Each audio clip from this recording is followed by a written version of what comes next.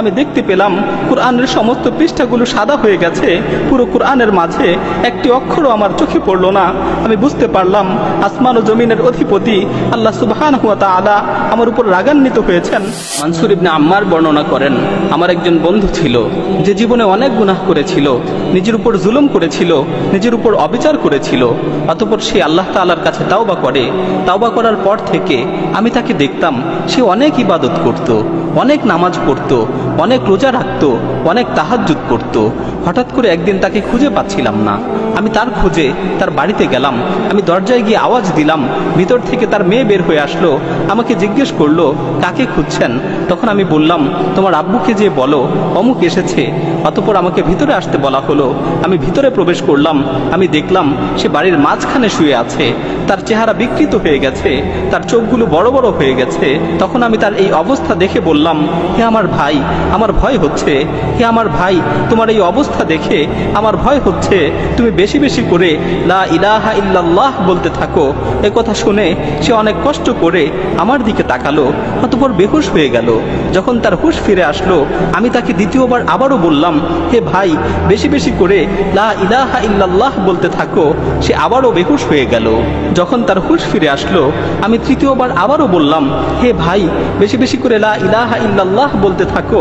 সে চোখ খুলল, আমার দিকে কিছুক্ষণ তাকিয়ে রইল, চোখের পানি ছেড়ে দিয়ে বলল, হে ভাই মানসুর, আমার মাঝে আর এই কালেমার মাঝে প্রাচীর তৈরি করে দেওয়া হয়েছে।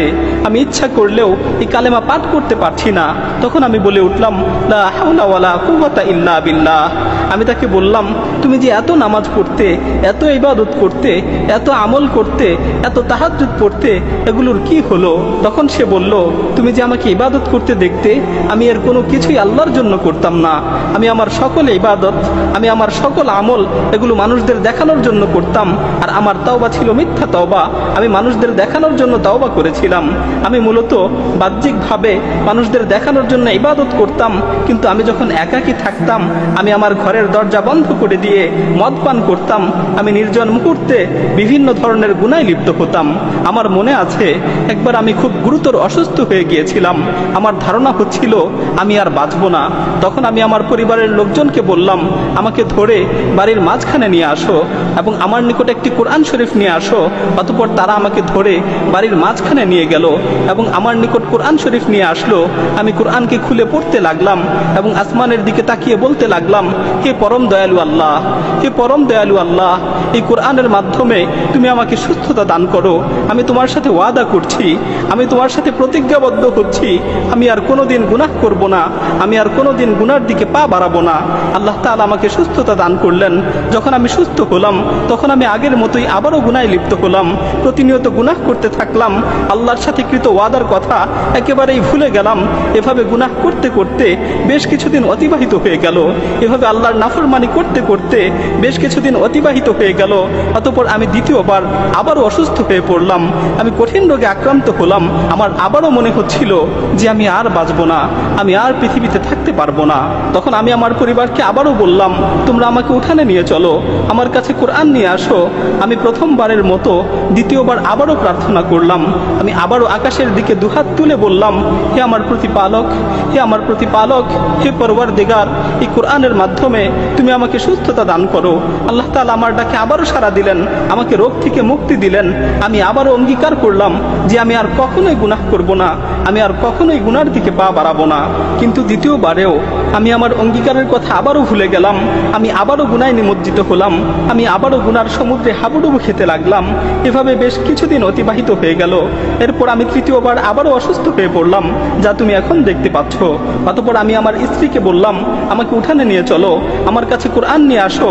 তারা আমাকে উঠানে নিয়ে গেল, আমার কাছে কোরআন নিয়ে আসলো। অতঃপর এবার যখন আমি তেলাওয়াত করার জন্য কোরআনকে খুললাম, আমি দেখতে পেলাম কোরআনের সমস্ত পৃষ্ঠাগুলো সাদা হয়ে গেছে। পুরো কোরআনের মাঝে একটি অক্ষরও আমার চোখে পড়লো না। আমি বুঝতে পারলাম আসমান ও জমিনের অধিপতি আল্লাহ সুবহানাহু ওয়া তাআলা আমার উপর রাগান্বিত হয়েছেন। আসমান ও জমিনের অধিপতি আল্লাহ সুবহানাহু ওয়া তাআলা আমার উপর ক্রোধান্বিত হয়েছেন, কারণ আমি বহুবার তার সাথে ওয়াদা করেছি, বহুবার ওয়াদা ভঙ্গ করেছি। আমি বহুবার তার কাছে তাওবা করেছি, বহুবার তাওবা ভঙ্গ করেছি। তিনি আমাকে অনেকবার সুযোগ দিয়েছেন, কিন্তু আমি বারবার এই সুযোগের অপব্যবহার করেছি। করেছি, আমি বুঝতে পারলাম যে আল্লাহ তাআলা আমার উপর রাগান্বিত হয়েছেন। তাই আমি আসমানের দিকে হাত তুলে বললাম, হে আল্লাহ, আমাকে এই বিপদ থেকে মুক্তি দাও। হে আল্লাহ, আমাকে এই বিপদ থেকে রক্ষা করো, আমাকে এই বিপদ থেকে উদ্ধার করো। আমি যখন এই কথাগুলো শেষ করলাম, আমি শুনতে পেলাম কেমন যেন আসমান থেকে আমাকে লক্ষ্য করে বলা হচ্ছে, তুমি যখন বিপদে পড়ো তখনই আমার কাছে আসো, আর যখন বিপদ শেষ হয়ে যায় তখন আবারও গুনায় লিপ্ত হও। তোমাকে আমি কতবার বিপদ থেকে উদ্ধার করেছি, তোমাকে কতবার বিপদ থেকে রক্ষা করেছি, কিন্তু তুমি একবারও নিজেকে শুধরানোর চেষ্টা করোনি। মানসুর ইবনে আম্মার বলেন, এ কথা শুনে আমি ক্রন্দন করতে করতে তার কাছ থেকে উঠে গেলাম। আমি যখন বাড়ি থেকে বের হওয়ার জন্য দরজার কাছাকাছি পৌঁছলাম, তখন পিছন থেকে সংবাদ আসলো সে মারা গেছে, সে মৃত্যুবরণ করেছে। সে তওবা না করেই মৃত্যুবরণ করেছে। তার মাঝে ও তাওবার মাঝে প্রতিবন্ধকতা সৃষ্টি করে দেওয়া হয়েছে। প্রিয় ভাই ও বোনেরা, আল্লাহ তাআলা আমাদেরকে তওবা করার সুযোগ দিয়েছেন। আল্লাহ তাআলা আমাদের ডাক দিয়ে বলছেন, ইয়া আইয়ুহাল্লাযীনা আমানু তুবু ইলাল্লাহি তাওবাতান নাসুহা আসা রাব্বুকুম আন ইউকাফিরা আনকুম সাইয়্যাতিকুম ওয়া ইউদখিলাকুম জান্নাতিন তাজরি মিন তাহতিহাল আনহার। হে ঈমানদারগণ, তোমরা একনিষ্ঠভাবে আল্লাহর নিকট তওবা করো। হে ঈমানদারগণ, তোমরা একনিষ্ঠভাবে আল্লাহ তাআলার নিকট তওবা করো। আল্লাহ তাআলা অবশ্যই তোমাদের গুনাহগুলোকে ক্ষমা করে দিবেন এবং তোমাদেরকে জান্নাতে প্রবেশ করাবেন, যার তলদেশ দিয়ে নহরসমূহ প্রবাহিত হয়। আল্লাহ তাআলা আমাদেরকে তওবা করার সুযোগ দিয়েছেন, কিন্তু আমরা এই সুযোগকে অবমূল্যায়ন করছি। আল্লাহ তাআলা আমাদের তওবা করার সুযোগ দিয়েছেন, কিন্তু আমরা এই সুযোগের অপব্যবহার করছি।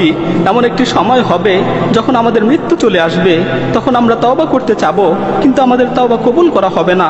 আল্লাহ তাআলা বলছেন, ওয়ালাইসাতিত তাওবাতু লিল্লাযীনা ইয়া'মালুনাস সাইয়্যাত হাত্তা ইযা হাদারা আহাদাহুমুল মাউত ক্বালা ইন্নী তুবতুল আন। আর এমন লোকদের জন্য কোনো ক্ষমা নেই যারা মন্দ কাজ করতেই থাকে, এমনকি যখন তাদের মাথার উপর মৃত্যু এসে উপস্থিত হয় তখন বলতে থাকে, আমি এখন তওবা করছি। প্রিয় ভাই, আর দেরি নয়, আসুন এখনই তওবা করি, সুযোগ থাকতে তওবা করি, সুস্থ অবস্থায় আল্লাহর দিকে প্রত্যাবর্তন করি। এরপর হাদিস থেকে বোঝা যায়, নবীজি সাল্লাল্লাহু আলাইহি সাল্লাম আমাদেরকে জানিয়ে গিয়েছেন, যেই ঘরের ভিতরে কোরআন তেলাওয়াত থাকে না, ওই ঘরের ভিতরে রহমত থাকে না, তেলাওয়াত হয় না। এজন্য ঘরের ভিতরে কোরআনুল কারীমের তেলাওয়াতকে ইনশিওর করা, প্রয়োজনে আপনি প্লাগ ইন কোরআন, সার্বক্ষণিক কোরআন তেলাওয়াত চলতে থাকে, এই ধরনের ডিভাইসগুলো এখন পাওয়া যায়। আপনি কোরআনুল কারীমের তেলাওয়াত আপনি ছেড়ে রাখেন, লাউডলি ছেড়ে রাখেন, সন্তানদেরকে অভ্যস্ত করেন। বাসার ভিতরে যখন খুব লাউডলি মিউজিক বাজানো হয়, এটা জিনদের আখড়ায় পড়ে। জাদুটোনা, বান ও দুষ্ট জিনের উপদ্রব থেকে সারা রাত আপনার পরিবারকে পাহারা দিবে এই প্লাগ ইন কোরআন। দোকানে কর্মব্যস্ত সময় পার করার পর যখন আপনি বাসায় ফিরে যান, তখন দোকানের বৈদ্যুতিক সকেটের সাথে এই প্লাগ ইন কোরআনটি লাগিয়ে যান। এই প্লাগ ইন কোরআন থেকে সারা দিন রাত চলতে থাকবে পবিত্র কোরআন তেলাওয়াত। এতে আপনার দোকান হয়ে উঠবে নিরাপদ এবং বরকতময় ইনশাআল্লাহ। আপনার সন্তান কি রাতে একা ঘুমাতে ভয় পায়? তাহলে আপনার ঘরের বৈদ্যুতিক সকেটের সাথে লাগিয়ে দিন এই প্লাগ ইন কোরআন। সারা রাত কোরআন তেলাওয়াত চলতে থাকবে আর আপনার সন্তানের ঘর হয়ে উঠবে বরকতময় এবং নিরাপদ ইনশাআল্লাহ। শুধুমাত্র বৈদ্যুতিক সকেটের সাথে এই প্লাগ ইন কোরআনকে আপনি লাগিয়ে দিলে অনবরত চলতে থাকবে পবিত্র কোরআন তেলাওয়াত। 1 বছর যদি এই প্লাগ ইন কোরআন বৈদ্যুতিক সকেট থেকে না খোলেন, তাহলে 1 বছর যাবৎ অনবরত চলতে থাকবে পবিত্র কোরআন তেলাওয়াত ইনশাআল্লাহ। এতে ডিম লাইট আছে, চাইলে আলো কমিয়ে বা বাড়িয়ে রাখতে পারবেন, চাইলে ভলিউমও কমিয়ে অথবা বাড়িয়ে রাখতে পারবেন। এটিকে আমরা বৈদ্যুতিক সকেটে সংযুক্ত করে দিলাম।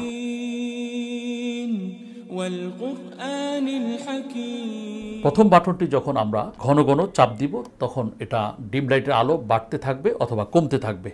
দ্বিতীয়ত হচ্ছে, আমরা যখন কিছুক্ষণ ধরে রাখবো প্রথম বাটনটি চেপে, তখন একটি সূরা শোনা যাবে। দ্বিতীয়বার আবার যদি চেপে ধরে রাখি, আরেকটি সূরা শোনা যাবে। এভাবে 10টি গুরুত্বপূর্ণ সূরা আমরা এখান থেকে শুনতে পাবো। দ্বিতীয় বাটনটিতে যখন আমরা ঘন ঘন এটাকে চাপ দিব, তখন এটা ভলিউম বাড়বে অথবা কমবে। আর এটাকে যখন আমরা চেপে ধরে রাখবো, তখন আমাদেরকে 2টি সূরা শোনাবে। একটি হচ্ছে সূরা বাকারা, আরেকটি হচ্ছে সূরা ইয়াসিন। 3 নম্বর বাটনে এখানে রয়েছে রুকিয়ার আয়াতসমূহ এবং সূরাতুল মুলক। 4র্থ নম্বর বাটনে অনবরত চলতে থাকবে পবিত্র কোরআন তেলাওয়াত। জাদুটোনা, বান ও দুষ্ট জিনের উপদ্রব থেকে সারা রাত আপনার পরিবারকে পাহারা দিবে এই প্লাগ ইন কোরআন ইনশাআল্লাহ।